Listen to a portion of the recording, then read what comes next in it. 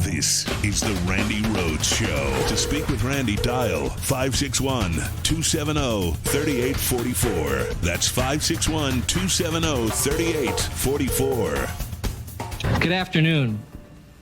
My name is Leonard Leo, and I am National Lawyers Division Director of the Federalist Society. Leonard Leo joined the Federalist Society in 1991.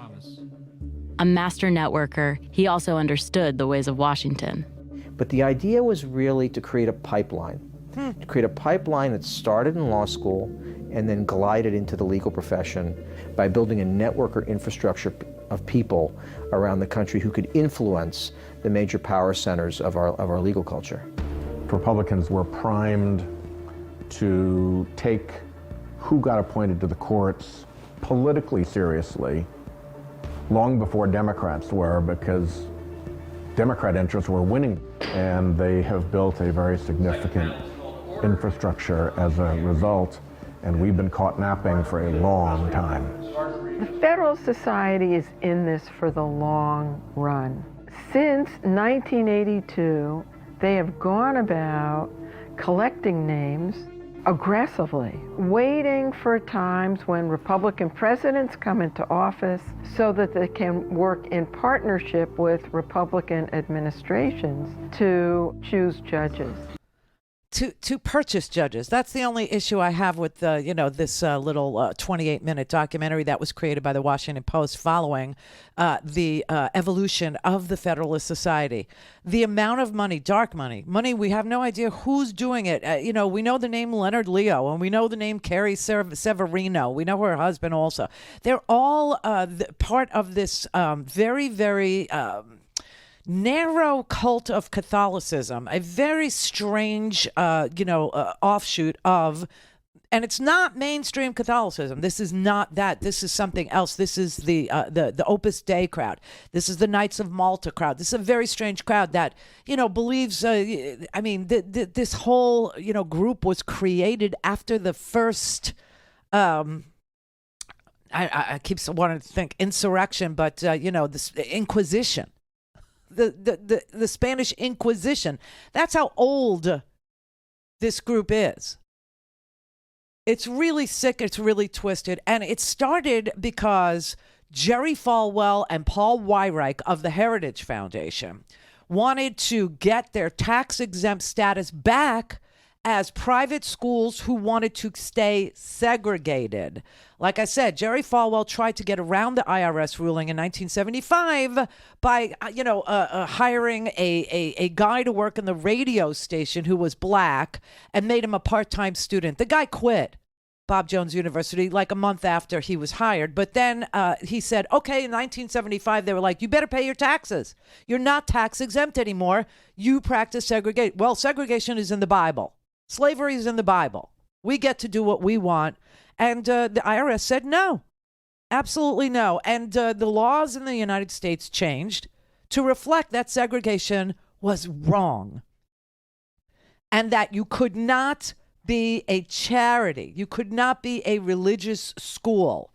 Take a tax deduction. Here's the ruling. It said, this was the decision that was upheld. It said, under the Internal Revenue Code, properly construed, racially discriminatory private schools are not entitled to the federal tax exemption provided for charitable educational institutions, and persons making gifts to such schools are not entitled to charitable deductions that are provided in cases of gifts to educational institutions or charities that practice segregation. And this had a very large impact on the fundraising. It had a very large impact on the money.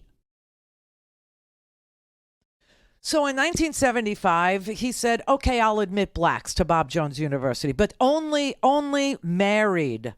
I won't admit unmarried blacks, because he was afraid of interracial dating. And he was afraid of miscegenation, which means interracial marriage, which is why people who know this issue know what's next. They know what this brand of let's just call it religiosity, of religious privilege wants. What does the money want? Well, the IRS was not satisfied with him. So on January 19th, 1976, They told him integrate Bob Jones or pay taxes, and they rescinded his tax-exempt status. Well, the evangelical leaders in this country, they were livid. They were pissed. And they started telling other leaders of the Christian private school community, they alerted the Christian school community about what could happen with government interference in the affairs of evangelical institutions, and that it was the major issue for everyone involved.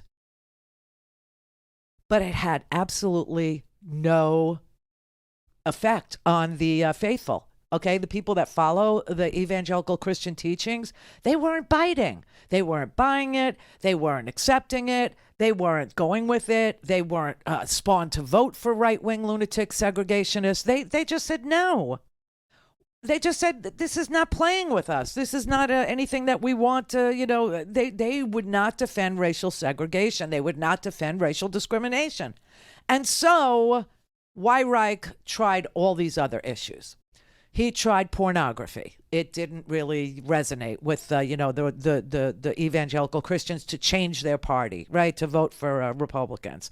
They tried all kinds of things, okay, and nothing actually stuck.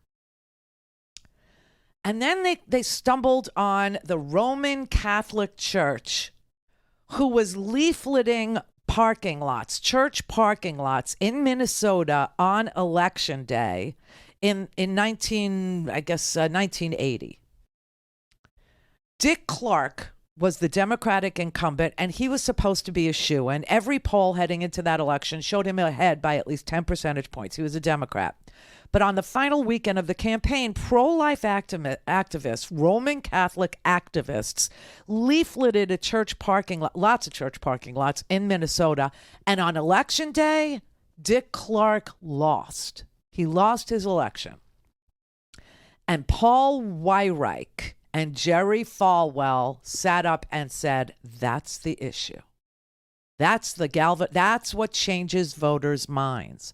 This issue, we got to just, drop our suspicion of the Catholic Church, and we have to copy them. We have to copy this radical view of, anti-abortion. Paul Weyrich wrote to all the Republicans and characterized there's correspondence, actually.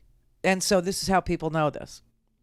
The correspondence between Paul Weyrich and all the evangelical leaders who had tried every issue under the sun didn't galvanize their voters. He said this pro-life stuff, it's a true cause. It's a true cause. And he said opposition to abortion could pull together many of our Christian friends, our fringe Christian friends, because Roe v. Wade, it had been the law, but it had been the law for, 5, 6, 7 years at that point. And nobody from the evangelical right thought it was a thing. Nobody had a problem with it because, remember, 7-2 was Roe v. Wade, and the 5 of the 7 were Christians, were Republicans. And so they had no issue with it.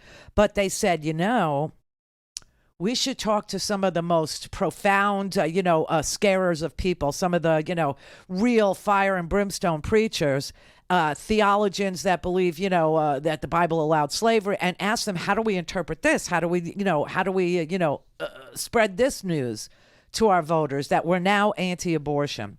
So guess who they found? They found C. Everett Koop. If that name sounds familiar to you, it's because he was the Surgeon General under Ronald Reagan.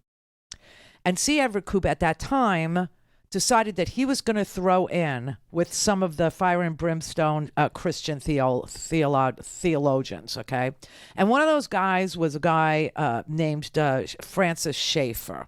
Now, Francis Schaeffer was a goateed, knickers-wearing theologian who was warning about the eclipse of Christian values and the ascension of secular humanism, meaning people that were conducting their lives without religion, secular humanism.